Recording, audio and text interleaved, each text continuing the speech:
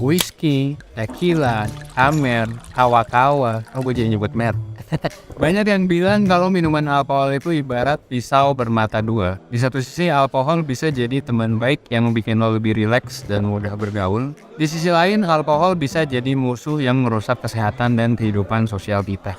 Well, lagi-lagi selamat datang di segmen Jurnal Investigasi, di mana kita akan menginvestigasi berbagai fenomena sosial di masyarakat secara mendalam, supaya lo bisa mendapatkan pelajaran penting dari fenomena. Video kali ini gue bakal ngobrol seru mungkin ya, dan ngobrol-ngobrol tipsi tentang alkohol, dari sejarah, industri, pros and cons, sampai ke fakta-fakta mengejutkan yang mungkin belum pernah lo dengar tentang minuman alkohol. So, stay tune terus sampai habis, biar lo bisa dapat keseluruhan insight-nya. Alkohol sebenarnya udah ada dari ribuan tahun yang lalu, bahkan monyet juga suka sama alkohol, kera juga suka sama alkohol. Berarti kalau lu yang minum alkohol lu sama aja kayak kera, enggak ya. Tapi intinya alkohol itu udah ada dari lama dan sudah ada di berbagai budaya di seluruh dunia termasuk Indonesia. Kita coba bahas ya.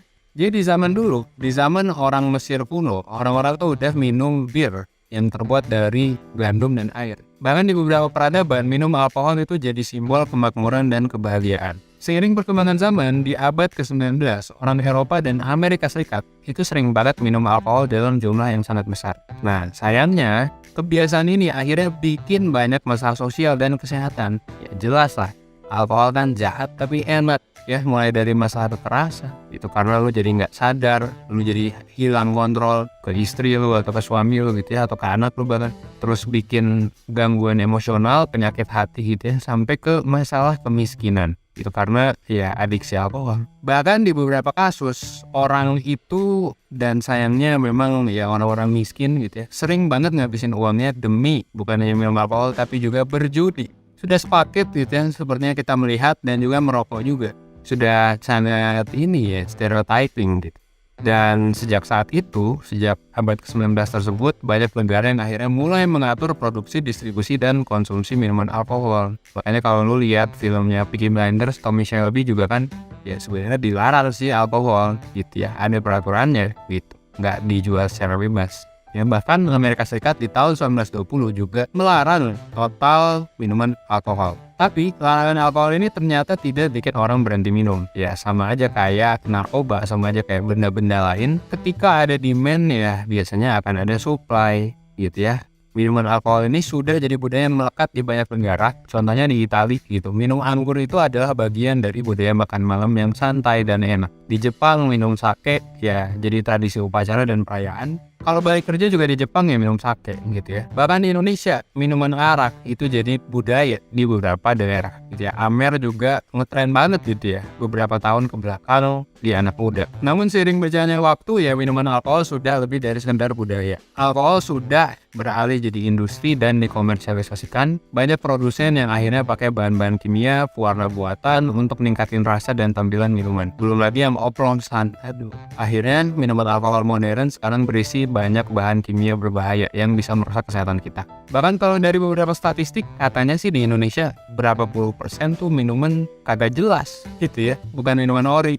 Jadi sudah tidak ori, yang ori pun banyak kimianya. Meskipun ini berbahaya, ternyata strategi ini tuh works. Supplier minuman beralkohol di United States itu berhasil mendapetin total penjualan sebesar 31 billion US dollar atau setara 465 triliun Indonesian rupiah. Jadi banyak orang yang minum whisky, minum tequila, dan minuman-minuman lain. Dari sini kita bisa tahu, di satu sisi minuman alkohol memang masih banyak dampak negatif, tapi ternyata bisa ngasih devisa negara. Keren ya? Yang jadi pertanyaan sekarang adalah alkohol itu memang seburuk itu. Kita bakal bahas pros and cons minuman alkohol di section selanjutnya. Oke, sekarang kita bakal bahas prosnya dulu. BTW, sebelumnya ini gue kagak ngomong gue ngajak minum alkohol gitu. Gue cuma ngomongin soal hasil riset gue tentang dampak baik pros dari minum alkohol. Biar kedepannya kita ya terserah lu gitu, lu mau mengambil keputusan apa. Yang tentunya gue dorong ya keputusan yang paling bijak lah yang harusnya diambil. Oke? Pertama, alkohol itu ternyata bermanfaat dalam meningkatkan kemampuan berinteraksi sosial. Jadi,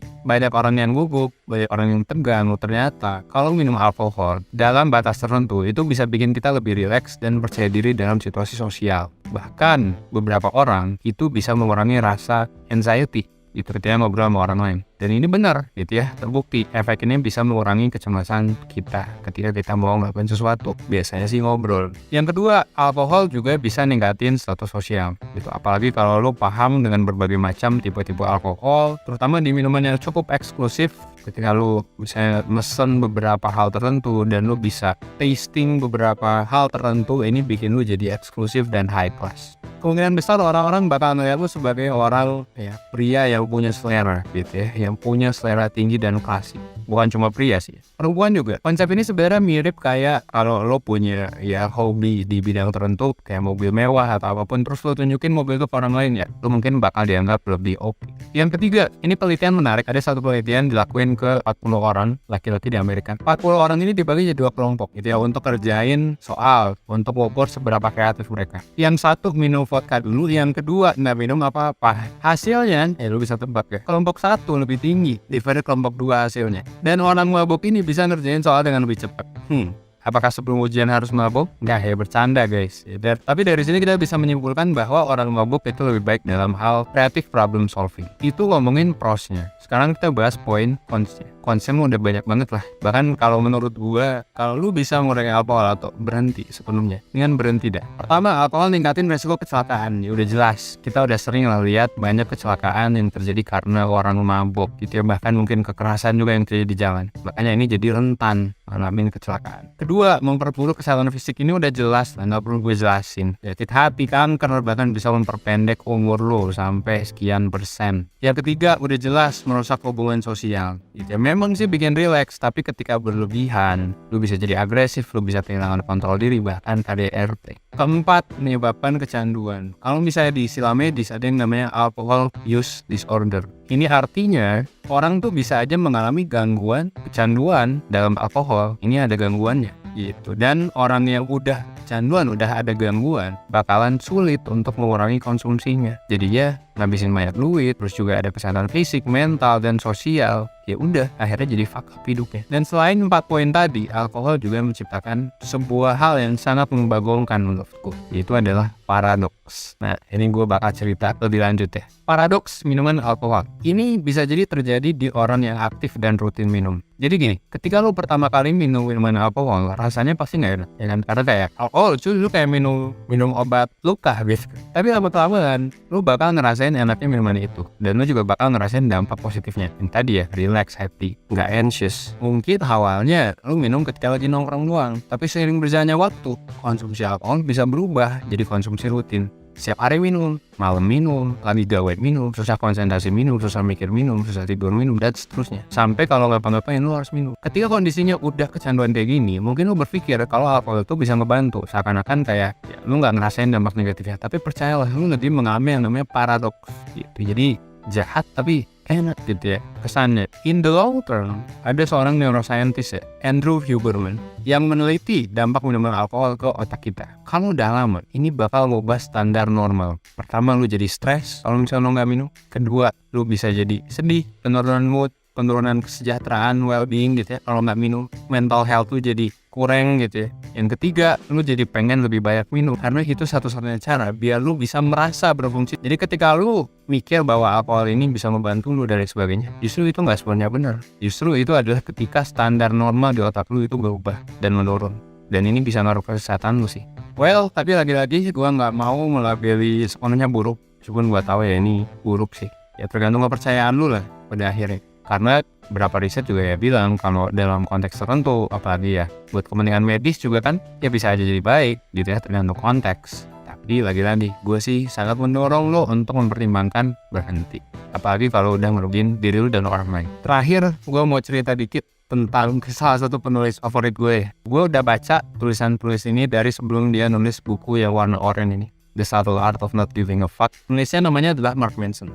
Dan kalau lu tahu Mark Manson dan lu nonton videonya, sekarang juga dia sering di YouTube, dan lu udah baca tulisannya, gue udah baca dari 3 tahun sebelum bukunya publish, berarti dari tahun 2014. Lu pasti tahu bahwa dia tuh tukang mabok sih. Jadi dia adalah seorang heavy drinker gitu yang minum alkohol hampir setiap hari. Tapi di salah satu video, si Mark Manson ini ngejelasin kalau dia udah berhenti minum alkohol, berhenti sepenuhnya, dan dia merasakan dampak yang positif, yang unexpected kalau menurut dia. Pertama, yang awalnya sering insecure, sekarang jadi berkurang insecure. Semenjak berhenti minum, emosinya jadi lebih stabil, dia jadi punya lebih banyak energi. Kedua, kalau lu nggak minum alkohol, kalau lu sober, lu bisa melihat dunia dengan jelas. Lu bisa punya pandangan yang lebih clear tentang value hidup dan hal yang menjadi prioritas. Dan inilah yang bikin hidup jadi lebih meaningful. Dan yang ketiga, minum alkohol memang bisa bikin kita punya banyak teman. Tapi temennya toksik nggak? Temennya oke nggak? Di konteks Mark Manson jadi punya sedikit temen. Lebih sedikit sih, tapi lebih berkualitas. Bukan teman-teman yang kagak jelas, bukan teman-teman yang kerjaannya party-party doang gitu. Ada yang salah sih dengan party, tapi ya